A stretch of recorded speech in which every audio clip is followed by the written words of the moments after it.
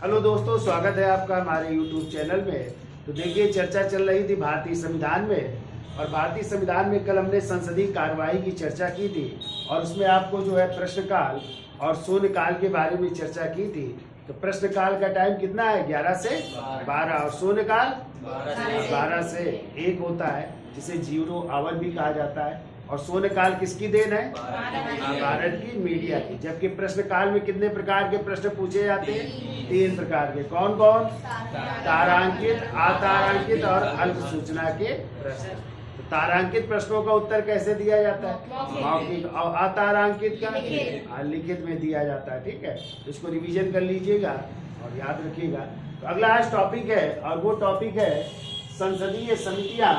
और संसदीय समितियों का उल्लेख है अनुच्छेद 118 में। तो देखिए, संसद को जो है अधिकार है कौन सी समितियां बनाने का? संसदीय समितियों के गठन का अधिकार है। और ये संसदीय समितियां 2 प्रकार की होती हैं। ठीक है, एक होती है अस्थायी समितियां और एक होती है स्थायी समितियां। ठीक है, तो जो अस्थायी होती है उन्हें एडहॉक कमेटी भी कहते हैं। ठीक है, तो अस्थायी समितियां क्या होती? कोई घटना घटित होती है तो उसके संदर्भ में जो है किसी की अध्यक्षता में ये समिति गठित की जाती है, और जैसे ही वो अपनी रिपोर्ट सौंप देती है तो उसका कार्यकाल समाप्त हो जाता है। जैसे आप लोगों ने सुना होगा कई शेयर घोटाले हुए, जैसे हर्षद मेहता शेयर घोटाला हुआ है, तो उसकी जांच के लिए समिति गठित हुई थी, और वो थी जो है राम निवास मिर्धा की अध्यक्षता में, तो उसे मिर्धा समिति कहते हैं। ठीक है, जैसे आप लोगों ने सुना होगा बोफोर्स तोप घोटाला, सुना है? तो बोफोर्स तोप की जांच के लिए भी समिति गठित हुई थी, जो कहलाती बी शंकरानंद समिति। ठीक है, तो उसने अपनी रिपोर्ट सौंपी सरकार को और उसका कार्यकाल खत्म हो गया। ऐसे आपने देखा होगा जब कोई शीतल पेय पदार्थ देखा था आप लोगों ने, उसमें कीड़े ईड़े पाए गए थे ना, कोको कोला या कोल्ड ड्रिंक में, तो उसकी जांच के लिए एक समिति गठित हुई थी शरद पवार की अध्यक्षता में, तो उसे पवार समिति कहते हैं। ठीक है, उसने भी जांच की और अपनी रिपोर्ट जो है सरकार को सौंप दी। इसके बाद उसका कार्यकाल समाप्त हो गया। ठीक है, लेकिन जो स्थायी समितियां होती हैं, जो परमानेंट समितियां होती है, उनका एक निश्चित कार्यकाल होता है, और वो जो है कभी समाप्त नहीं होती। उनका कार्यकाल 1 वर्ष का होता है, फिर अगली बार फिर वो गठित हो जाती है, यानी उनका हर वर्ष जो है वो गठित होती है, और उनका एक निश्चित कार्यकाल होता है। तो इन समितियों की संख्या कई है, जिसमें पूछा जाता है कि सबसे प्राचीन स्थायी समिति कौन सी है? तो आप लोग क्या बताओगे? लोक लेखा समिति। और लोक लेखा समिति का गठन हुआ था 1919 के मॉन्टेग्यू चेम्सफोर्ड सुधार के अंतर्गत 1921 में इसका गठन किया गया था। ठीक है, ये प्राचीन समिति, पहले इसमें जो है 15 सदस्य होते थे, लेकिन 1954 और 55 से इनके सदस्यों की संख्या 22 कर दी गई है, जिसमें कि 15 सदस्य कहाँ से? लोकसभा से, और 7 सदस्य जो है राज्यसभा से आते हैं, जिनका कार्यकाल 1 वर्ष का होता है। और जो वित्तीय वर्ष होता है इन समितियों का, वो होता है 1 मई से शुरू होता है और 30 अप्रैल तक होता है। ठीक है, इसका जो भी अध्यक्ष बनेगा लोक लेखा समिति का, वो विपक्ष का, ठीक है, कोई नेता होगा या विपक्ष का सदस्य ही इसका अध्यक्ष बनाया जाता है। और ध्यान रखिएगा, कोई भी मंत्री इसका सदस्य नहीं बन सकता। इसको और किस किस नाम से जानते हैं उसकी भी हम चर्चा करेंगे। इसी तरह दूसरी समिति है जैसे प्राक्कलन समिति। तो क्वेश्चन आता है कि इन समितियों में सबसे बड़ी समिति कौन सी है? तो क्या बताओगे? प्राक्कलन समिति। और प्राक्कलन समिति के सदस्यों की संख्या होती है 30, और ये 30 सदस्य कहाँ से चुने जाते हैं? लोकसभा से। इनका भी कार्यकाल 1 वर्ष होता है। कोई मंत्री इसमें सदस्य नहीं बन सकता, और इसमें सत्ता पक्ष का ही कोई सदस्य जो है या कोई सांसद इसका क्या बनेगा? अध्यक्ष बनता है। उसकी भी हम चर्चा करेंगे। ऐसे कार्य मंत्रणा समिति है, उसकी भी चर्चा की जाएगी। उसमें भी 22 सदस्य होते हैं, सेम लोक लेखा समिति की तरह। 15 कहाँ से? लोकसभा से, और 7 राज्यसभा से आते हैं। ठीक है, तो लिखिए, पहला पॉइंट लिखिए संसदीय समितियों का गठन संसद द्वारा। संसदीय समितियों का गठन, संसदीय समितियों का गठन संसद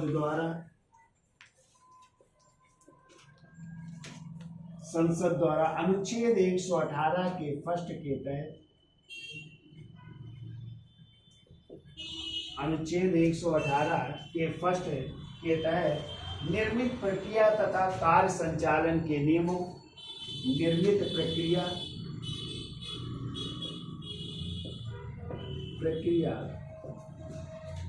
एवं कार्य संचालन के नियमों के तहत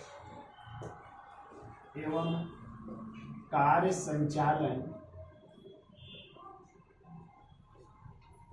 के नियमों के तहत किया जाता है। कार्य संचालन के नियमों के तहत किया जाता है। नियमों के तहत किया जाता है। अब देखो ये कितने प्रकार की होती है संसदीय समितियां? दो। तो देखिए भारतीय संसदीय समितियां दो प्रकार की होती हैं। भारतीय संसदीय समितियां, संसदीय समितियां दो प्रकार की होती हैं। दो प्रकार है इसके, कौन कौन है? तो पहली है स्थायी समिति,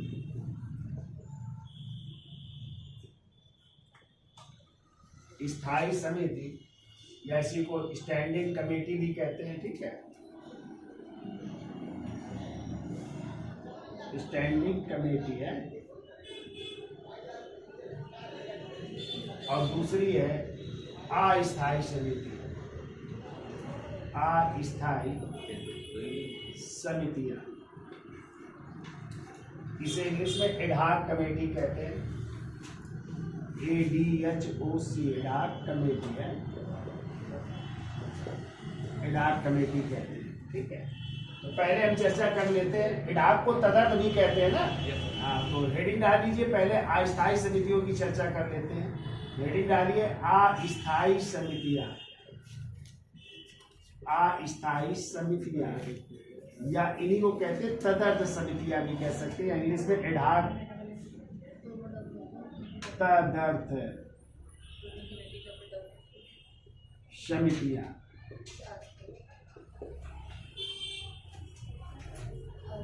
अस्थायी या तदर्थ समितियां, एडहॉक समितियां हैं। देखो तदर्थ समितियों का गठन आवश्यकता अनुसार, तदर्थ समितियों का गठन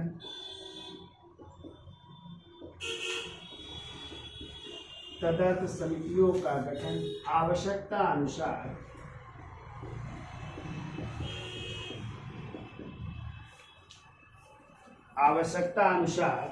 या किसी विशेष मुद्दे पर गठित होती हैं, या किसी विशेष मुद्दे पर,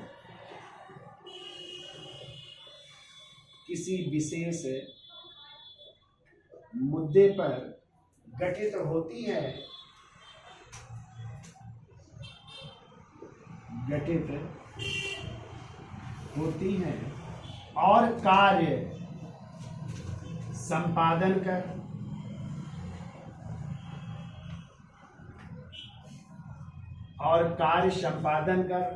अपना प्रतिवेदन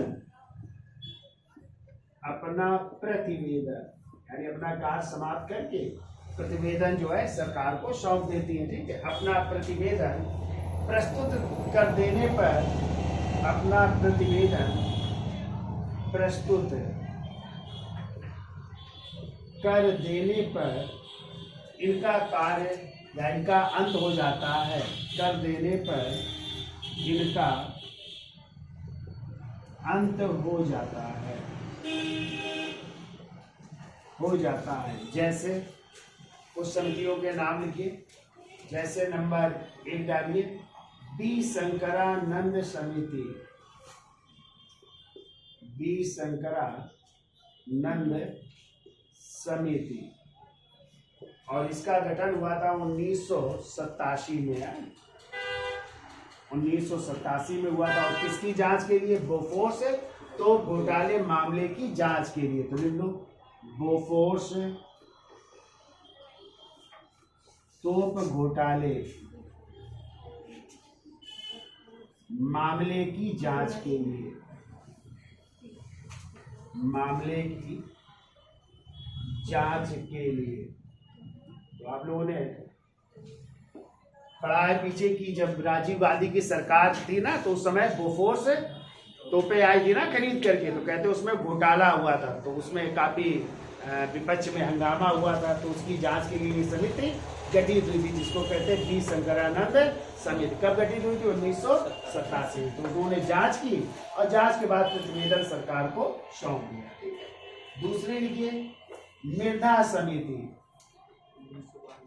मृदा समिति, और ये जिसकी अध्यक्षता में गठित हुई थी, ज्यादातर ये समितियां जिसकी अध्यक्षता में गठित होती हैं उन्हीं के नाम पर इसका नाम हो जाता है। तो इनका पूरा नाम था राम निवास मृदा है, यानी इसके अध्यक्ष लिख लो, अध्यक्ष थे राम निवास मृदा, राम निवास मृदा। तो इन्हीं के नाम से गठित हुई थी, तो इसका नाम हो गया मृदा समिति। और ये गठन हुआ था 1992 में, ठीक है। तो 1992 में गठित हुई थी।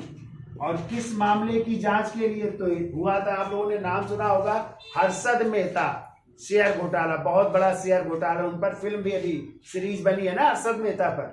तो बहुत बड़े घोटाले थे शेयर में, जो है इन्होंने घोटाला किया था, तो वो फिल्म भी बनी की एक सीरीज बनाई गई है। तो देखो हर्षद मेहता शेयर घोटाले की जांच के लिए, हर्षद मेहता शेयर घोटाले की जांच के लिए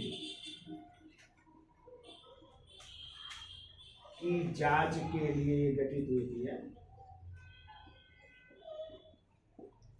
हर्षद मेहता शेयर घोटाले की जांच के लिए। फिर देखो त्रिपाठी समिति, तीसरी त्रिपाठी समिति, तो इसके अध्यक्ष लिख लो। इसके अध्यक्ष थे प्रकाश मणि त्रिपाठी है, उन्हीं के नाम से त्रिपाठी समिति है, पूरा नाम था प्रकाश मणि त्रिपाठी। और ये घोटाला हुआ था केतन पारिक शेयर घोटाला है, 2001 का मामला है। तो 2001 में कौन सा घोटाला? तो केतन पारिक ने किया था। देखो केतन पारिक है, और ये भी शेयर घोटाला था। केतन पारिक शेयर घोटाले की जांच के लिए, घोटाले की जांच के लिए गठित हुई थी, ठीक है। फिर देखो पवार समिति, चौथा पवार समिति, और इसके अध्यक्ष थे शरद पवार जी का, आज भी है इनका नाम सुना होगा, शरद पवार इसके अध्यक्ष थे, ठीक है। शरद पवार इसके अध्यक्ष थे, और ये गठित हुई थी 2003 में है, 2003 में गठित हुई थी। और किस लिए? तो हमने भी आपको बताया था, शीतल पेय पदार्थों में है कीटनाशक शायद पाया गया था, उसकी जांच के लिए है। तो देखो शीतल पेय पदार्थों में, यानी कोल्ड ड्रिंक है, शीतल पेय पदार्थों में कीटनाशक की जांच के लिए, कीटनाशक की जांच के लिए है। फिर आइए अगली लिखो पीसी चाको समिति, पीसी चाको, इनका नाम ही था पूरा पीसी चाको समिति, अध्यक्ष भी थे इसी के, पीसी चाको पूरा नाम। और ये गठित हुई थी 2011 में है, 2000। पीसी चाको इसके अध्यक्ष भी थे, याद रखिएगा, पीसी चाको कब गठित हुई? 2011। और आपको पता है इसमें घोटाला हुआ था 2G स्पेक्ट्रम घोटाला है, 3G 4G नहीं आता है, हाँ, तो वही तो 2G में घोटाला हुआ था। तो देखिए 2G स्पेक्ट्रम घोटाले की जांच के लिए, स्पेक्ट्रम घोटाले की जांच के लिए, जांच के लिए, ठीक है। और एक और लिख लो, देखो गणेश समिति है, छठवां लिख लीजिए गणेश समिति, 2017 में, ये 16 में है सर, गणेश समिति। देखिए 2016 है, 2016 में, और ये थी भूमि अधिग्रहण, ठीक है, भूमि अधिग्रहण विधेयक की जांच के लिए, भूमि अधिग्रहण विधेयक की जांच के लिए,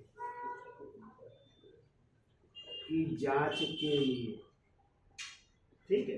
तो ये अस्थायी समितियां हैं, यानी कोई घटना घटित हुई उसके लिए जांच के लिए गठित की जाती है, और जैसे ही ये जांच कर लेती है, अपनी रिपोर्ट सरकार को सौंप देती है, तो इनका कार्यकाल स्वतः समाप्त हो जाता है, ठीक है।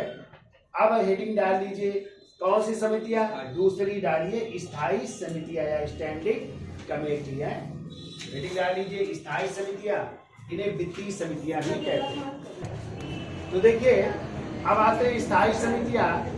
स्थायी समितियों को क्या कहते हैं? वित्तीय समितियां भी कहते हैं। तो देखिए जो समितियां वर्ष भर अस्तित्व में रहती हैं, जो समितियां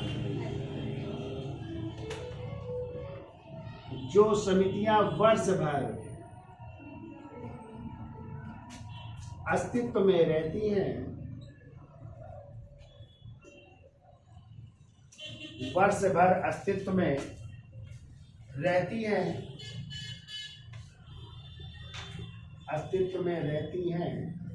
और इनका गठन प्रतिवर्ष,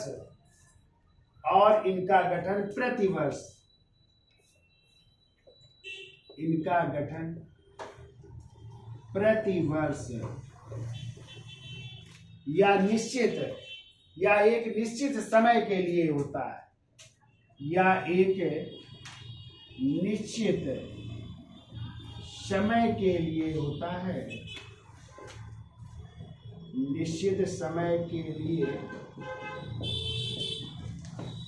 होता है, स्थायी समितियां कहलाती हैं,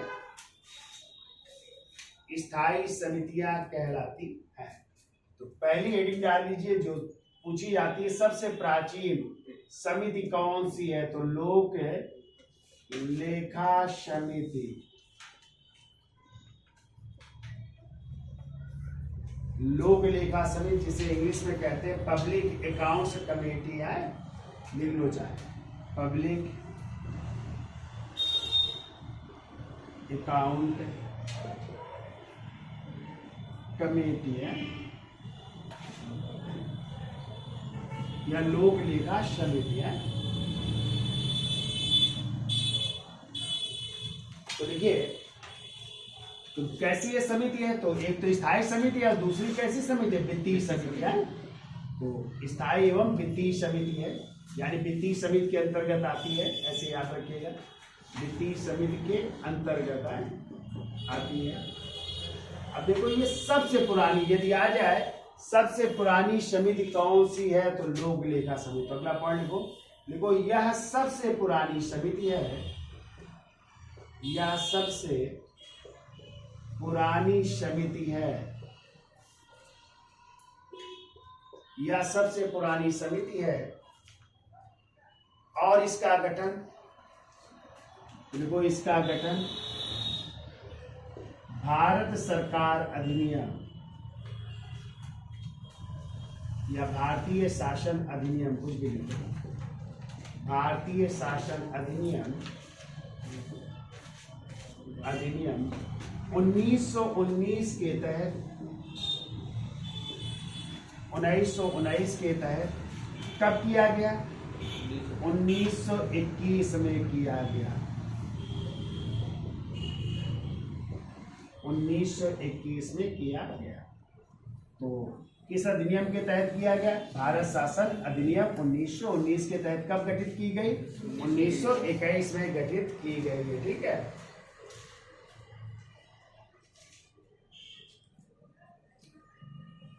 लिखिए, पहले इसमें 15 सदस्य, ऐसा लिख लो है, पहले कितने सदस्य थे? 15 सदस्य है, पहले 15 सदस्य। फिर लिख दो 1954-55 से, 1954-55 से हो गए हैं सदस्यों की संख्या कितनी हो गई? 22 सदस्य हैं। 22 सदस्य हैं। 22 में याद रखिएगा 15 सदस्य लोकसभा से आते हैं। 15 सदस्य लोकसभा से प्लस 7 सदस्य राज्यसभा से आते हैं। राज्यसभा से इस समय जो है टोटल सदस्य संख्या कितनी है? 22 है इस समय, ठीक है। और 22 में 15 लोकसभा से, 7 राज्यसभा से आते हैं, ठीक है। अब देखिए इसका अध्यक्ष कौन होता है? देखिए इसमें अध्यक्ष होते विपक्ष का नेता है। अध्यक्ष होते विपक्ष का नेता, इसका अध्यक्ष होता है। आ जाए कार्यकाल कितना होता है? कार्यकाल होता है ये बताया कितने वर्ष का? 1 वर्ष का होता है। और यदि आ जाए इसका वित्तीय वर्ष क्या होता है तो लिखो वित्तीय वर्ष। तो इसका वित्तीय वर्ष होता है 1 मई से शुरू होता है और 30 अप्रैल तक होता है। ये इसका वित्तीय वर्ष होता है, ठीक है।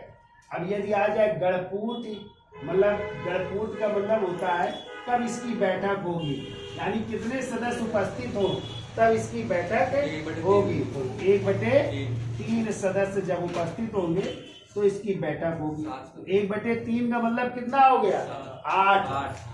भाई 7 त्रिका 21 हो रहे हैं और 8 त्रिका 24, यानी जब तक कितने सदस्य नहीं, 8 सदस्य जब तक उपस्थित नहीं होंगे तब तक इसकी बैठक नहीं होगी। तो ध्यान रखिएगा गणपूत्र आ जाए कितने सदस्य उपस्थित होने चाहिए? 1/3 और 1/3 का मतलब 8 सदस्य जब उपस्थित होंगे तभी इसकी बैठक होगी। क्लियर? याद हो जाएगा। तो कितने टोटल सदस्य? 22। कब से? 54, 55। इसके पहले कितने होते थे? 15 सदस्य। 22 में आ जाए 15 कहाँ से? लोकसभा से और 7 राज्यसभा से। अध्यक्ष यदि आ जाए कौन? विपक्ष का नेता होता है। कार्यकाल कितने वर्ष का? 1 वर्ष का। वो वित्तीय वर्ष क्या है? 1 मई से 30 अप्रैल है। कल हमने चर्चा की थी। यदि बजट का आ जाए तो 1 अप्रैल से 31 मार्च तक। और आ जाए रिजर्व बैंक ऑफ इंडिया का वित्तीय वर्ष 1 जुलाई से 30 जून। और यदि आ जाए इन समितियों का वित्तीय वर्ष तो आपने लिखा है 1 मई से 30 अप्रैल। गणपूर्ति कितनी? 1/3 सदस्य। 1/3 का मतलब कितने सदस्य? 8 सदस्य उपस्थित होने चाहिए, ठीक है।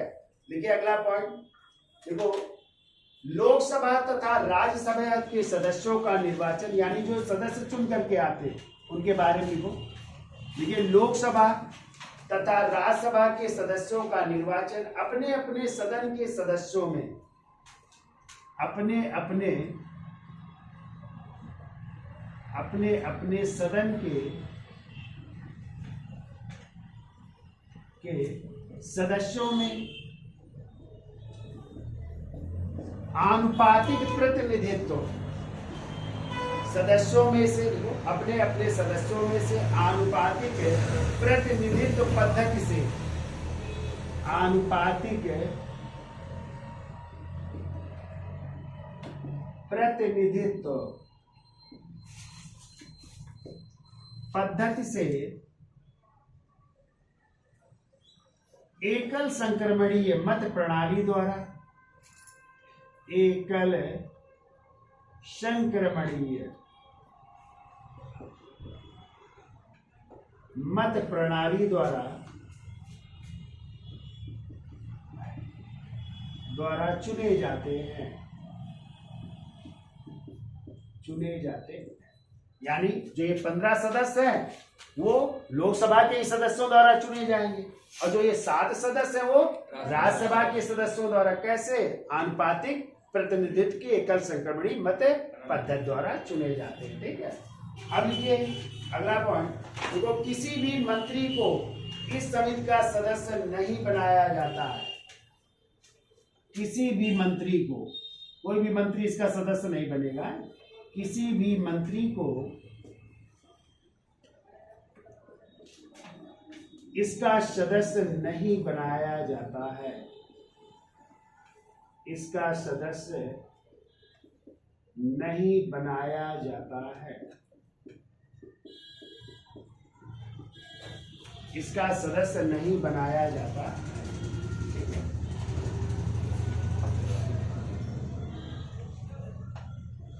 देखिए, लोकसभा अध्यक्ष लोक लेखा समिति के अध्यक्ष को मनोनीत करते हैं। लोकसभा अध्यक्ष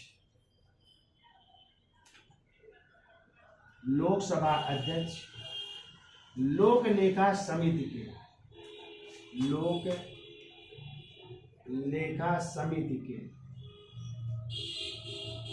के अध्यक्ष को नियुक्त करते हैं।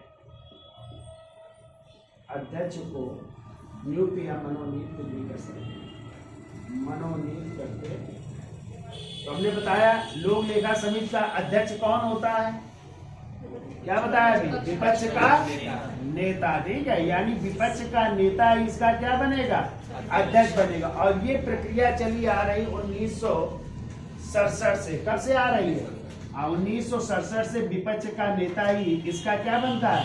अध्यक्ष बनता है। जैसे इस समय लोकसभा में कौन है विपक्ष के नेता? अधीर रंजन चौधरी। तो इस समय जो है लोक लेखा समिति के अध्यक्ष कौन हो गए?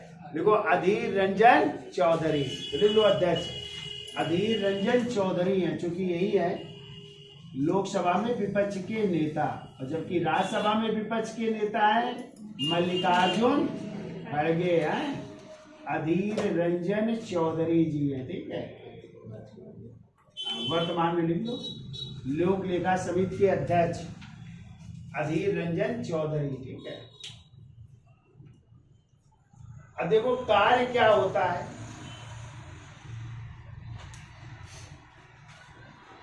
हेडिंग डालिए कार्य है लोक लेखा समिति का कार्य। तो देखिए पहला पॉइंट, यह समिति सरकार के सभी वित्तीय लेन देन, यह समिति सरकार के सभी वित्तीय लेन देन, सभी वित्तीय